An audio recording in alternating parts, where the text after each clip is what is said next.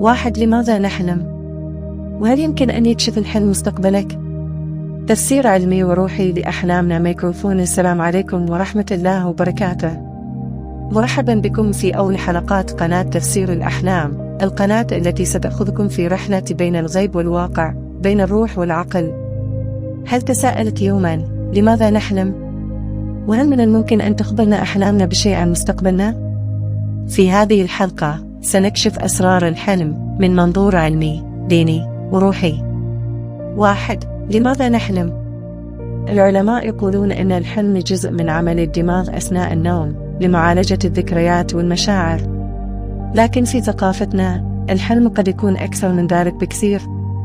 الرسول قال: الرؤيا الصالحة جزء من 46 جزءا من النبوة، يعني أن بعض الرؤى فيها إشارات، رموز، وربما رسائل من الله عز وجل.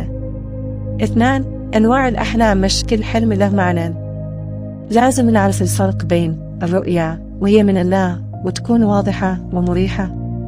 الحلم من الشيطان، عادة مزعج أو في خوف.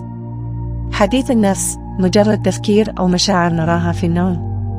وفي قناتنا سنساعدك تفرق بين هذه الأنواع وتفهم كل رمز ومعناه. 3. هل يمكن للحلم أن يكشف المستقبل؟ أحيانا نعم، لكن مش دائما. بعض الرؤى فيها بشارات أو تحذيرات، ولكن يجب الحذر، لأن مش كل مفسر يفسر صح. في هذه القناة نعتمد على مصادر موثوقة وتفسيرات من علماء كبار مثل ابن سيرين، النابلسي، وابن شاهين.